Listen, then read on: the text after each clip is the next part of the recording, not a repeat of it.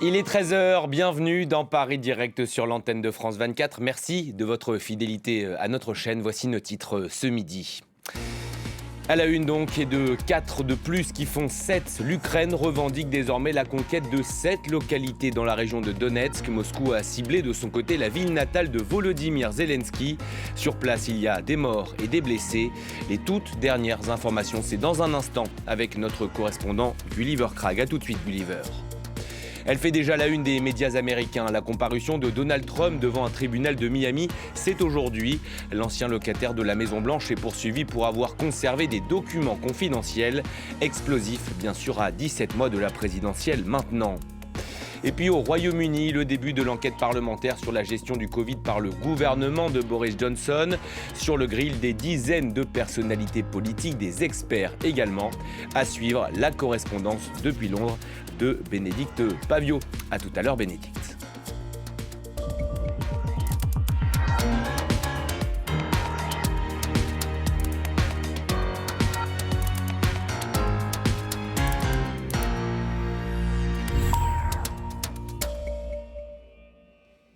La frappe a donc eu lieu avant l'aube sur la ville qui a vu naître Volodymyr Zelensky. Un immeuble résidentiel de Kryvyi Rih a été touché de plein fouet par un missile russe. Le dernier bilan fait état de 3 morts et 25 blessés. Moscou ne s'est pas arrêté là en ciblant également pendant la nuit la ville de Kharkiv. Dans le même temps, la contre-offensive ukrainienne se poursuit, même si de l'aveu de Kiev, elle est difficile. Selon l'armée ukrainienne, 4 nouvelles localités ont été reprises aux Russes. On va parler de tout ça avec notre correspondant en Ukraine. J'ai bien sûr nommé Gulliver Krag. Bonjour Gulliver, vous êtes à Zaporizhia. Quelles sont les dernières informations dont vous disposez à propos de ces dernières frappes russes ? Alors malheureusement, selon les autorités locales, le nombre de morts dans cet immeuble à Kryvyi Rih est monté jusqu'à 6 et il y a encore des personnes qui sont présumées coincées dans les décombres. Tout l'immeuble était en flammes, vous voyez peut-être les images. Alors malheureusement, il y a des chances que ce bilan augmente encore, avec une vingtaine de personnes qui ont dû être hospitalisées et quelques personnes en plus qui ont subi des blessures moins graves. C'était une roquette parmi 14 qui ont été lancées vers l'Ukraine pendant la nuit, des missiles de croisière. 10, selon les autorités, l'armée de l'air ukrainienne aurait été abattue, y compris des missiles de croisière qui avaient pour cible la capitale Kiev, mais 4 ont atteint des cibles. Je pense que c'est aussi dans Kryvyi Rih que quelques autres bâtiments ont aussi été endommagés. Contre-offensive ukrainienne, bien sûr, se poursuit. De l'aveu même des Ukrainiens, elle est difficile. C'est le terme qui est utilisé. Alors oui, les Ukrainiens disent que la contre-offensive est difficile, mais ils s'attendaient à ce que ce soit difficile. Là, j'ai parlé au porte-parole de l'armée dans cette section de la ligne de front qui concerne la région de Zaporizhia et une partie de la région de Donetsk. Donc cette partie de la région de Donetsk où quelques villages ont été libérés. Et il y a aussi 2 villages qui ont été libérés dans la région de Zaporizhia, menant la totale à 7. Ce porte-parole, bon, c'est son métier d'être optimiste, mais il disait qu'ils étaient satisfaits des progrès, que des tentatives des Russes de ralentir leur progrès, par exemple en faisant sauter un petit barrage au sud de la ville de Velika Novosilka où l'armée ukrainienne avancée n'avait pas vraiment freiné leurs avancées. Mais il admet tout de même que les Russes contre-attaquent sur l'un des villages libérés, Makarivka. C'est dans la région de Donetsk et que donc là, les Ukrainiens sont en train de devoir se défendre pour consolider leurs gains. Toujours selon le même porte-parole, les Ukrainiens sont encore dans une position défensive aussi dans la région de Donetsk autour de Avdiivka et Marinka, des villes tout près de Donetsk, qui est la forteresse des soi-disant séparatistes soutenus par la Russie depuis 2014. Ces banlieues en fait, de Donetsk restées sous contrôle ukrainien sont toujours attaquées par les Russes. Les Ukrainiens défendent, mais un peu plus au nord, dans la région de Donetsk, toujours autour de Bakhmout. C'est maintenant les Ukrainiens qui sont passés à l'attaque. Ils disent avoir avancé de plusieurs kilomètres sur 2 axes en fait, gauche et droite, en essayant d'entourer la ville de Bakhmout qui est actuellement aux mains des forces russes. Merci Gulliver pour toutes ces informations. On en vient désormais au deuxième épisode de notre série consacrée aux relations tendues entre la Finlande et la Russie, la guerre en Ukraine dont on vient de parler. Et bien sûr, pour quelque chose, on part aujourd'hui à la rencontre des Russes qui ont quitté leur pays car ils sont opposés à la guerre lancée par leur président. Ils seraient plusieurs centaines de milliers à l'étranger. Difficile d'avoir un nombre exact. Certains, vous allez le voir, ont trouvé refuge en Finlande, comme ce musicien que nos envoyés spéciaux ont pu rencontrer. Il se dit soulagé d'être parti. Julien Sauvaget et Clovis Casali signent ce reportage. Derrière ces îles, de l'autre côté du golfe de Finlande, la Russie, le pays natal de Gueorgui. Il a fui au lendemain de l'invasion massive de l'Ukraine et n'imagine pas rentrer un jour chez lui. Le président Vladimir Poutine affirme que les Russes comme Gueorgui sont des traîtres. Je ne comprends pas pourquoi les gens qui ont quitté leur pays sont considérés comme traîtres, parce qu'ils ne veulent pas faire partie de ce grand crime. La plupart de mes amis se cachent de l'armée, et je suis persuadé que personne ne veut s'engager pour aller faire la guerre en Ukraine. Ils sont des centaines de milliers de Russes à avoir fui leur pays. Gueorgui en est convaincu, ils seraient encore plus nombreux à vouloir partir, mais n'ont pas les moyens financiers ou ont peur. Flûtiste de profession, Gueorgui a pu obtenir un visa en Finlande pour lui, sa femme et ses 2 enfants en bas âge. Employé à mi-temps chez un réparateur d'instruments de musique, il travaillera bientôt pour le théâtre de Kotka. Le déracinement est moins difficile que prévu. Bien sûr, on ressent de l'inquiétude quand on dit qu'on est russe, qu'on vient de Moscou et qu'on est né à Saint-Pétersbourg. Mais quand on leur explique notre situation, les gens comprennent. Georgi et sa famille habitent dans cet immeuble de la banlieue de Kotka. Grâce à leur statut de réfugiés, ils ont pu loger ici gratuitement. Leurs voisins sont des Russes mais aussi des Ukrainiens et les relations entre eux sont bonnes. Tous partagent le traumatisme de l'exil forcé à cause de la guerre menée par Vladimir Poutine en Ukraine.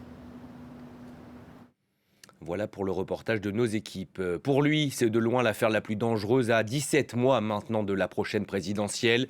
Direction les États-Unis où ce mardi, Donald Trump comparaît devant un tribunal de Miami. L'ancien président est cette fois inculpé pour avoir gardé des documents confidentiels chez lui après son départ de la Maison-Blanche. Bien sûr, ses rivaux républicains n'ont pas manqué de réagir. On fait le point avec Julien Cheida. Donald Trump inculpé et des candidats républicains bien embarrassés. Les ennuis judiciaires du milliardaire américain ont percuté la campagne de ses concurrents à la Maison-Blanche. Certains préfèrent évoquer un complot plutôt que de critiquer directement l'ancien président. Vous ne devez pas avoir peur de la gauche et vous ne devez pas avoir peur non plus des médias qui vous disent quoi penser. Vous devez être prêt à entrer dans la bataille et vous préparer à contre-attaquer. Jamais un ancien président n'avait été poursuivi par la justice fédérale. Et pourtant, malgré ses 37 chefs d'inculpation, dont plusieurs concernant la sécurité nationale, Donald Trump n'en reste pas moins le favori des républicains. Dans le Parti conservateur, son ancien vice-président Mike Pence, lui aussi candidat, botte en touche sur la question. Il ne s'agit pas seulement d'un jour triste, mais d'un jour troublant pour des millions d'Américains. Il invite à la division dans ce pays, ce à quoi on ne peut répondre que par des faits. Et je tiens à préciser, personne n'est au-dessus de la loi. Rares sont les voix dissonantes à l'image de Chris Christie, ancien proche de Donald Trump, très critique, ou encore de Nikki Haley, qui a pris ses distances avec l'ancien président. Du côté des parlementaires, le patron des Républicains à la Chambre des représentants a évoqué un jour sombre pour son pays et soutient sans retenue le milliardaire.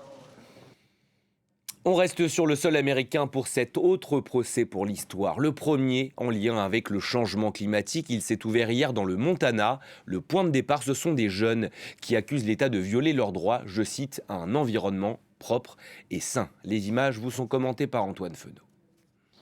C'est ici, dans ce modeste tribunal d'Helena, Montana, que se tient le premier procès de l'histoire des États-Unis lié au changement climatique. 2 semaines d'audience pour déterminer si le Montana protège suffisamment ou non l'environnement face à la crise climatique.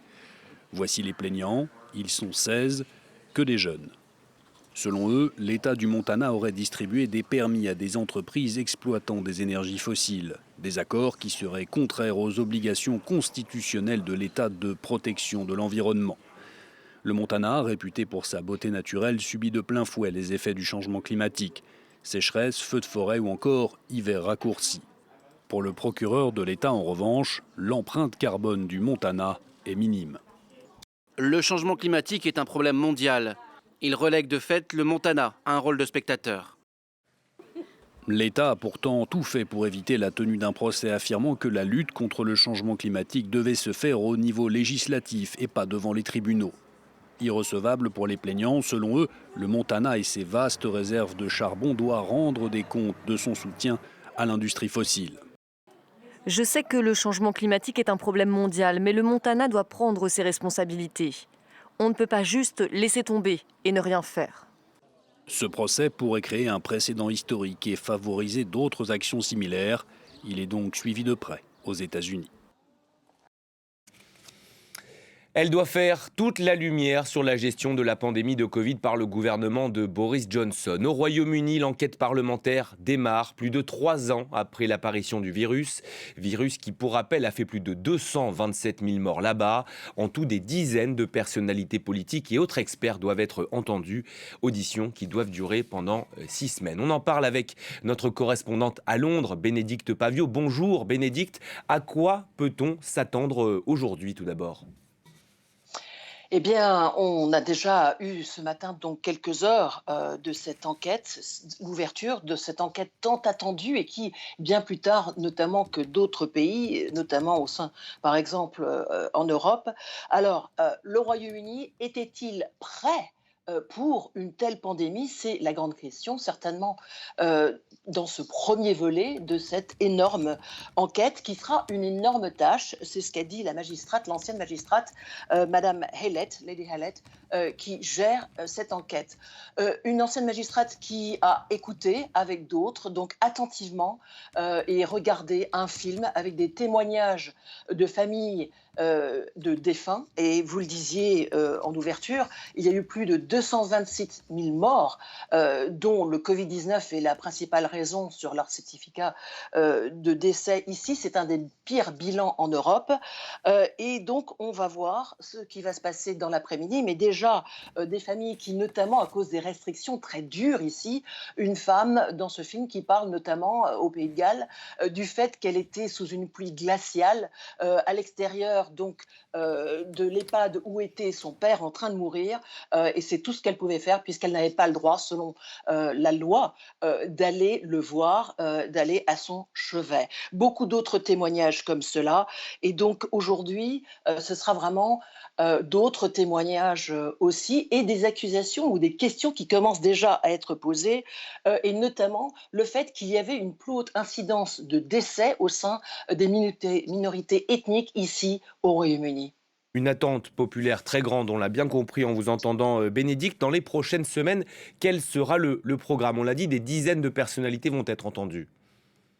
Oui, absolument, des dizaines de personnalités, des experts médicaux, la classe politique, des anciens ministres, notamment de la santé, parce que cette gestion a été très critiquée, et je le disais en ouverture, c'est une enquête qui tarde, qui pourrait prendre plusieurs années, et si, comme elle, le principal objectif d'apprendre les leçons, plus tôt ce sera fait, plus tôt, peut-être des leçons pourraient être à ce moment-là appliquées. Mais en tout cas, Boris Johnson sera certainement quelqu'un que les médias britanniques et internationaux vont suivre attentivement.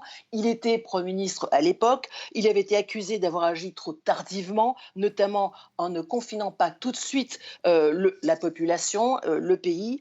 Depuis, les critiques sont aussi venues d'autre part, notamment des opposants au confinement répété imposé pendant la pandémie, très virulent notamment dans la presse, et aussi le fait que le long Covid n'a pas été assez bien évalué. Donc beaucoup de questions, beaucoup de témoignages, et nous pensons peut-être aussi beaucoup de révélations. Et vous continuez bien sûr à suivre ces auditions pour France 24. Bénédicte, merci beaucoup pour toutes ces informations. On vous retrouve un peu plus tard dans la semaine.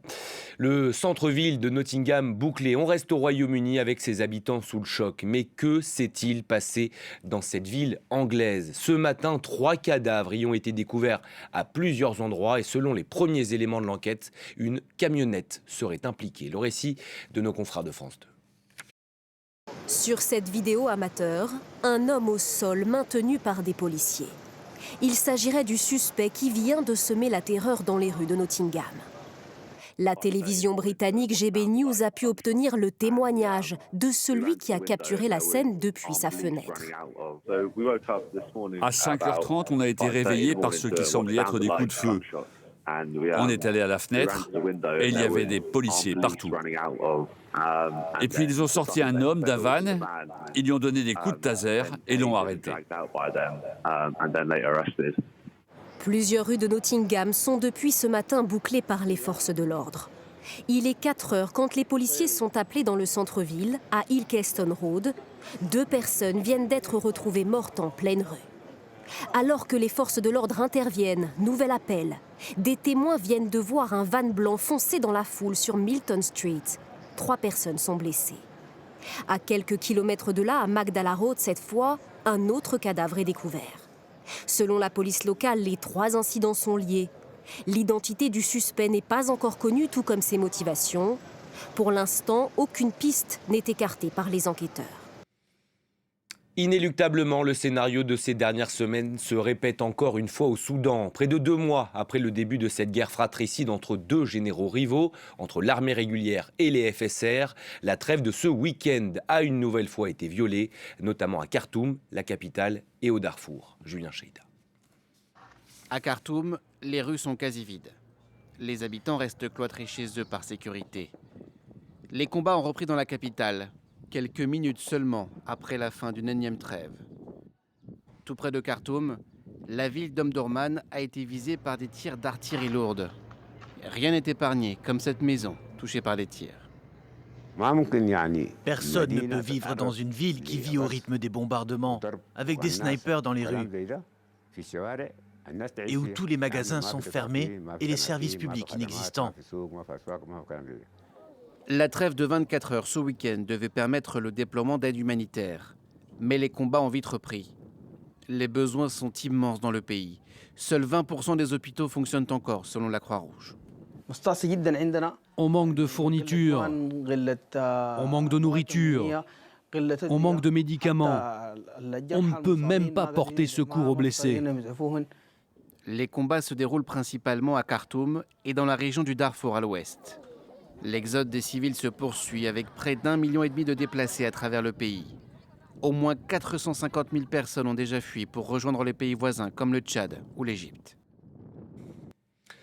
Une semaine sous l'étendard de la souveraineté industrielle. Emmanuel Macron se rend demain mercredi au salon Vivatech ici à Paris et vendredi à celui du Bourget pour évoquer les enjeux de la souveraineté technologique et la décarbonation.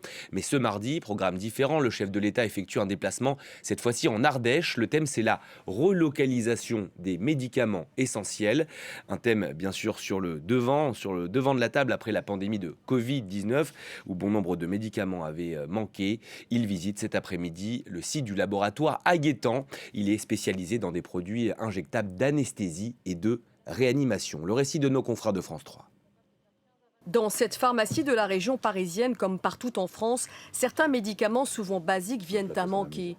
Des anti-inflammatoires ou du paracétamol, par exemple. Aujourd'hui, il n'y a pratiquement pas une ordonnance. On ne dit pas à nos patients, attention, on a plus produit, ça va arriver dans 2 jours. Veuillez revenir. Et c'est vrai que pour les personnes âgées, c'est très embêtant pour elles, c'est très contraignant. Comment expliquer ces pénuries alors que la France possède des usines de conditionnement de paracétamol? Le problème, c'est que le principe actif provient à 80% de Chine et d'Inde. La production de paracétamol, en France, on l'avait. En tout cas, la question du principe actif, on était capable de le produire jusqu'au moment où il y a eu la délocalisation. Et là, c'est toute l'histoire de la délocalisation de l'industrie pharmaceutique. Les industriels, pour minimiser les coûts de production, ont délocalisé la production. Alors, pour renforcer sa souveraineté, la France va à nouveau produire ce principe actif dans cette usine de l'Isère encore en construction. Donc ici, le terrassement a commencé pour la future unité de paracétamol. Le directeur table sur 15 000 tonnes par an, c'est 2 à 3 fois le marché français. Et pour être plus rentable, le laboratoire a mis en place un nouveau procédé de production. Avec une intensification forte et une automatisation et une robotisation du procédé. Ça nous permet d'avoir des coûts de fonctionnement bien moindres, avec un nombre de personnel, pour être clair, direct, bien moins important que la Chine. La production de paracétamol 100% français devait débuter en 2023, mais elle a été repoussée à 2025, voire 2026. Allez, on passe au sport dans Paris Direct. On va commencer avec de la NBA. Ça y est, Denver l'a fait. Les Nuggets décrochent le tout premier titre NBA de l'histoire de la franchise. Et victoire hier dans le Game 5 face aux Miami Heat. Match longtemps indécis. La star de l'équipe, Nikola Jokic, a même été élu meilleur joueur des finales. Regardez, c'est le tout image.